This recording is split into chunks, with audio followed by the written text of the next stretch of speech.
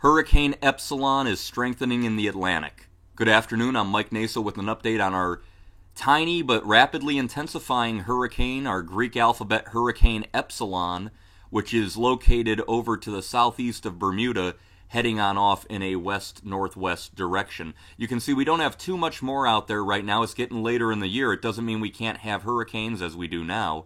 But for the United States, we would look down here in the Caribbean, and there is some disturbed weather. We already saw Major Hurricane Delta a few weeks ago.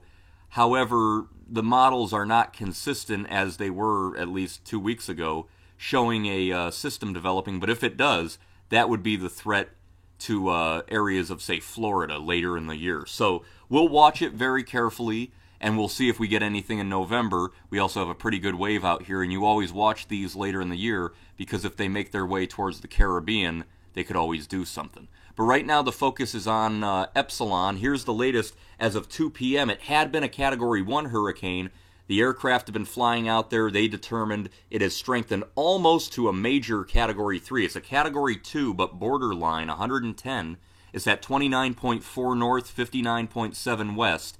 It's moving west-northwest at 9, but that motion, as it gets steered by a ridge to the northeast, that motion should begin to move more northwest than north, and then it's going to get caught up in the westerlies and drag off very quickly between Saturday and Monday, cover thousands of miles, and be headed out into the North Atlantic as a powerful extratropical cyclone there, but still have hurricane winds and still be a powerful system.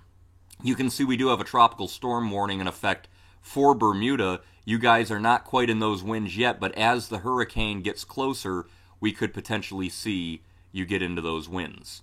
Again, the computer models are in fantastic agreement that it'll probably stay to the east of Bermuda and then make that strong right hook and stay out at sea, south of Nova Scotia and Newfoundland, and well away from Cape Cod and the East Coast, and probably far enough away to at least keep hurricane winds away from Bermuda, but it could get pretty close. There's a beautiful visible satellite imagery, and now we know why this system's so strong. It is a very tightly coiled storm. You can see the sun hitting the northern and eastern side of the eye wall there, and it is moving. There's Bermuda, where I just circled right in here. That's the island of Bermuda. So you guys have that beautiful cloud deck rolling in around the edges of Hurricane Epsilon, but the worst winds of the hurricane force would be in an area around where I just circled, and as long as the hurricane makes that turn, those winds will miss you. But again, you don't want it to get too close, because this wind field is large. Pretty big hurricane.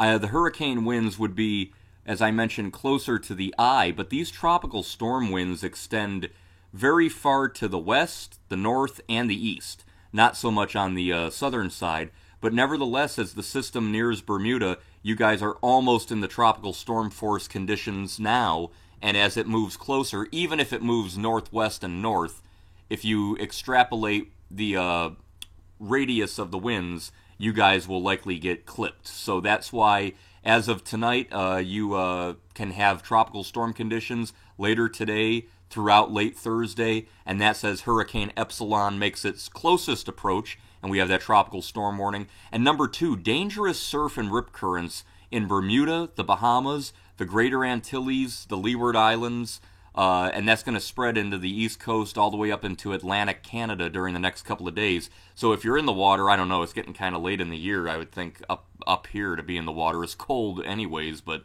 let alone in late October. But if you do go into the water, I would recommend you don't go in, or you be careful because of possible rip currents and dangerous surf. We're making our way through the Greek alphabet. Obviously, it's hard to believe this hurricane season began, almost 6 months ago or so. We had Tropical Storm Arthur and Bertha and Cristobal, remember, by early June. And then we had a bunch of weak storms that kind of were name wasters, and we got to August, and of course, Hurricane Laura was the monstrous Category 4 Gulf Coast storm. Very devastating. We've made it through Alpha, Beta, Gamma. Hurricane Delta, obviously, was a powerful, dangerous hurricane that slammed Louisiana as well. And now we're on Epsilon, the 10th hurricane of the year. And by the way, we could potentially see Gamma become a hurricane posthumously when it hit the Yucatan a few weeks back. It was looking like a hurricane. So this is at least the 10th hurricane with Epsilon. It could be the 11th. We still have Zeta, Eta, and Theta next up on the list before we start getting into Iota, Kappa, and Lambda. So I don't know how far we'll make it through the Greek alphabet, but even in the month of November, you could have powerful hurricanes. I remember in 1999, Hurricane Lenny was a Category 4 in the Northern Islands moving from west to east. In 2001, Hurricane Michelle came up and hit western Cuba and buffeted the Florida Keys as a Category 4. And then, of course, Hurricane Paloma, 2008, Category 4 near the Cayman Islands, Category 3 in Cuba. So we're still going to keep a close eye on the tropics, and the reason is it's still hurricane season, and you can see that there with our very powerful Category 2 Hurricane Epsilon. There's the island of Bermuda. You guys are in the cloud shield as Epsilon pulls northwest and then north and then eventually turns right out to sea, but not before clipping Bermuda with some gusty winds. I'm Mike Naso with the latest on Hurricane Epsilon, and I will talk to you guys later.